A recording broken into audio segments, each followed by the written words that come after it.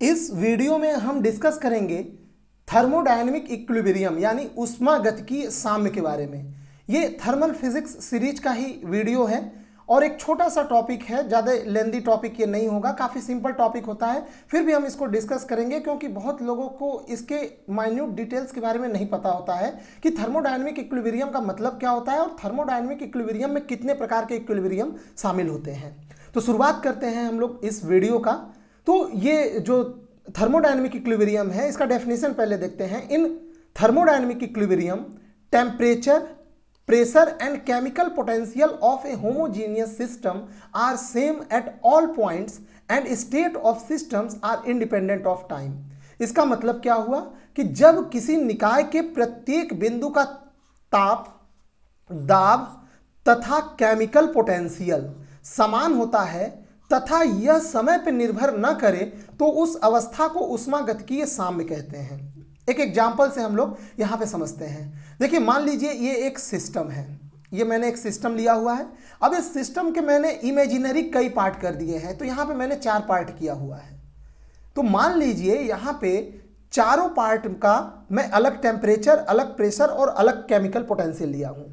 ठीक है, ये पहले पार्ट, दूसरे पार्ट का temperature T2, pressure P2, chemical potential μ2। उसी प्रकार तीसरे पार्ट का T3, P3 एंड μ3 एंड इसी प्रकार फोर्थ पार्ट का। तो हम इसको तभी थर्मोडायनेमिक इक्विलिब्रियम में बोलेंगे जब इस पूरे सिस्टम के लिए प्रत्येक पार्ट का, प्रत्येक बिंदु के, मतलब 1 2 3 4 पार्ट लिए हैं तो चारों पार्ट का टेम्परेचर भी सेम हो जाए, यानी T1 बराबर T2 बराबर T3 बराबर T4 हो जाए, प्रेशर भी सेम हो जाए, P1 P2 P3 P4 आपस में बराबर हो और केमिकल पोटेंशियल भी सेम हो, μ1 μ2 μ3 μ4 बराबर हो। तब जाके हम लोग बोलेंगे कि ये जो सिस्टम है ये साम्यावस्था में है यानी इक्विलिब्रियम में है। ठीक है, ये जो 3 क्वांटिटी हम लोग लिए हैं, ये तीनों क्वांटिटी 3 प्रकार के इक्विलिब्रियम को दर्शाते हैं। यानी थर्मोडायनेमिक इक्विलिब्रियम में 3 प्रकार के इक्विलिब्रियम शामिल होते हैं।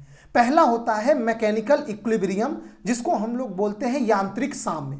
ये प्रेशर पे निर्भर करता है, यानी अगर सिस्टम के प्रत्येक पॉइंट का जो प्रेशर हो वो सेम है। माने आप कोई सिस्टम इमेजिन करिए, मान लीजिए एक गैस सिलेंडर है, इस गैस सिलेंडर में गैस भरा हुआ है, आप इसके अलग अलग पॉइंट से सैंपल लेते हैं, 5-6 सैंपल ले लेते हैं और उन सैंपल का प्रेशर चेक करते हैं। अगर सबका प्रेशर अगर सेम है, प्रत्येक पॉइंट पे प्रेशर सेम है, तो आप बोलेंगे कि जो सिस्टम है वो यांत्रिक साम्य यानी मैकेनिकल इक्विलिब्रियम में है। केवल प्रेशर पे मैं कंडीशन अभी बता रहा हूं।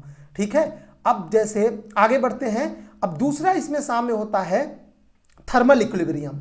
फिर से वही आप एग्जांपल लीजिए, सिस्टम ले लीजिए, इसके कई पॉइंट में आप, कई पार्ट में आप चेक करिए इसका टेम्परेचर।